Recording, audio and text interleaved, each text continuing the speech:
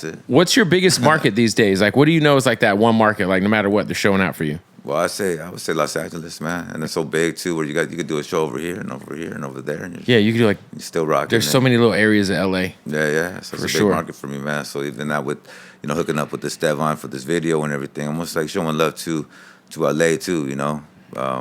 Yeah, of course, he's a legend. Yeah, for sure, man. And talking about getting stuck like it's a Friday, in traffic in LA. You know what I mean? And you don't want to get stuck in life. Did he direct the new video? Oh, yeah, he directed in the video, yeah. Did you watch his Netflix documentary that they did about him in Cartoon? That shit was sick. Yeah, dope. Yeah, Cartoon did these for me, man. The 12. He did the 12, 18? Yeah. That's great. How much was that? Did he hit you like peak Mr. Cartoon prices for those? I don't remember, man. I think we were just fucking chilling and listening to some oldies and having a couple beers. I feel like back then, Mr. Cartoon could have charged anything for a tattoo. Yeah. Rappers would have been like... Yeah, no, I think he hooked me up pretty nicely, man. It was dope. Thank you. Shout out to Cartoon, man. What's up? Shout out to Mr. Cartoon. Yeah, been a minute. Been a minute for sure. And then Stevan shot the cover for Neighborhood Music. Damn, that's crazy. Yeah, I shot that. So that's back in 2004, man. Wow. So we go way back too, Way back. Are you aware that like people kind of look at you as like kind of like the Jay-Z of Chicano rap? Do you like understand that like that's like because whenever we think about Chicano rap, like you are the god of it, man. Yeah, I mean I hear it, man, but I just always just like going to the studio and doing my thing, man. So that part doesn't really. The noise and all the like extra shit doesn't really come across your radar. Not really, man. I mean it does. It comes across my radar, but I don't really like. It's kind of like deflected, kind of like a little bit because it doesn't do me. I don't know. I got no opinion on it, Yeah, man, it's a trip though. But I don't look at myself like that, and I just kind of like, and I think maybe that's why the people dig what I'm doing. I don't know, it just kind of works. Right.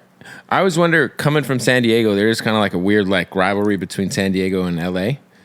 But and same thing with Phoenix. Like Phoenix and LA has this big rivalry, especially when it comes to sports. But like LA is like always embraced Magic in such a crazy way. For you, like. Was it a little harder for you to be a guy from San Diego and break like up top in LA, or was it like pretty easy just because of what you were doing? Yeah, I think it was pretty easy just because of what I was doing, Yeah. But a big part of me when I first started was, and a big shout out to Spanish Fly from the Harbor area. Mm-hmm. I would listen to them, man, and always dug what they were doing with the oldie samples and everything. So I mean that's kind of like where I started as. So big shout out to LA. I was listening to LA music already too, Yeah. But this is way back in the, like, 90 or something like that. When the Chargers moved to L.A., are you still, like, a Charger fan? Nah, I pretty much stopped watching football, man. You were just like, yeah, when it was San Diego Chargers, that was one thing, God, that's but Los Angeles suck. Chargers, then you got other teams that are Los Angeles. They don't need. I'd just be so heartbroken. I couldn't imagine, like, my football team leaving to, like, a different city. Yeah, well, luckily I wasn't into it that much to be, like, heartbroken. Right. Okay, that's like, fair. It's just like whatever. So now I just... I don't you really have watch the Padres. football too much. There's the Padres. Yeah, you got the Padres, man. Yeah. Who has the best Mexican food, San Diego or L.A.? I don't know, but I'm like a taco shop type of dude, like the San Diego taco shops, Yeah. I say I always tell everybody the best Mexican food. I always look at proximity to the border.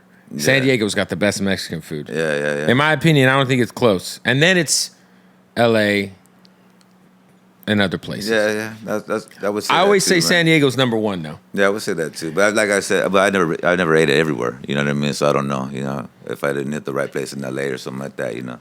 Yeah, I'm just like can't blame all LA or something. And the best food I've ever eaten is in Tijuana. Tijuana has the best fucking seafood I've ever had in my life. Get it, man. Do you make it over there to get like? I haven't been over there for a long time, dude. Yeah. I used to go to TJ when I was like 16.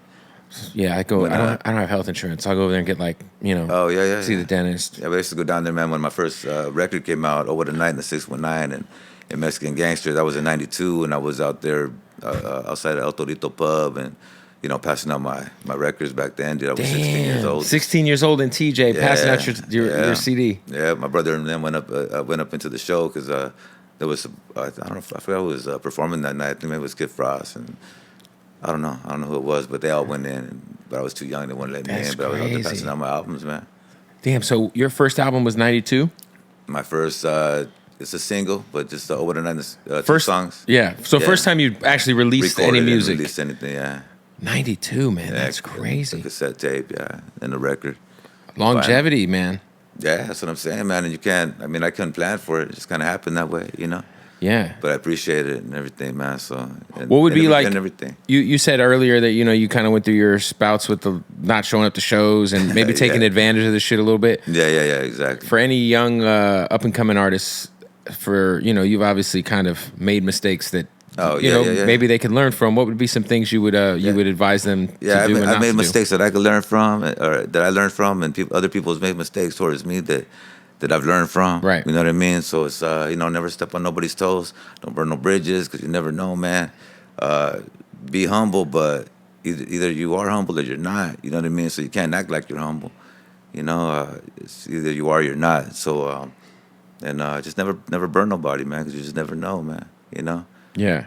Yeah. Never burn a bridge. It's very important. Keep your word and everything, man. Always keep your word. You know. And you came early today, and I was late. So and we're doing this in the morning. Oh yeah, no, for sure, man. I was at Knott's Berry Farm last night till 2 a.m. So yeah, I just flew in from Vegas last night. You know? And then went to go eat over here at Mama Pardió. How Vegas is always a movie. Yeah, that was dope at the House of Blues at Mandalay Bay. Was it you, Magic, Bash? Was someone else on Me, it? Magic, Bash, J Rocks. Shout out to J Rock. She's got a beautiful voice. Yeah, I forget a couple others, but yeah, I forget. Sophia Marie. You guys are doing so many shows together. Have you ever considered doing like a best of both worlds or like a West Side Connection type of album? Where it's like you, Bash, and Magic, and maybe it's like 10 songs? They were talking about doing some jams, you know? That would be crazy. Yeah, we did a couple jams already, me and Magic, and we have one that's coming out on Magic's album, I guess. Well, you guys had did a record like 3 or 4 years ago with that, what's that kid's name? Oh, Cuco. Cuco. I was going to say Koku. Shit. Yeah, that song was fucking raw. Yeah, that went pretty big, man. So that was a beautiful song. Yeah, man. That dude's sick. Yeah. Yeah, he's got a beautiful voice. And that's the thing too, man. I did something for J Rocks, did something for Spanish Fly, Aztec Tribe, a little Grifo from San Diego. Who else? Cuatro Prestigio. Did one for them too. Go check it out. That's a good one, man. To a banda, you know. So shout out to you guys too, man. I just got hip to a new dude from San Diego. Have you heard of him? I think his name's Little Weirdo. Have you heard of him? Yeah, I heard of him. Yeah. Yeah, he's pretty dope. Yeah, he's good. He's good. And then there's God damn it, I can't think of the kid's name. What's the kid's name from Oceanside that's doing the old school? Oh, Desi Hollow. Desi Hollow. Desi Hollow too, man. Great guy. Yeah, way cool, man. So I liked what he was doing, so I hit him up. But I've done so many features lately where I thought maybe it was just time to do my own. You know what I mean? Yeah, Desi's dope, man. I like how he's kind of bringing back that like G-funk. Yeah, for sure, man. Yeah. And he's younger, he's just like paying homage, he's doing it in like a great way. It's he's like dope, you know? Super dope for sure. Shout out to Oceanside, man. Yeah, for sure. 760 in the house. Oceanside is like a place you drive through on your way to San Diego, but you don't realize if you just get off the freeway, it's fucking gorgeous. No, I'll be driving through tomorrow. You'll be driving through on Wednesday. I'll be driving through on Wednesday.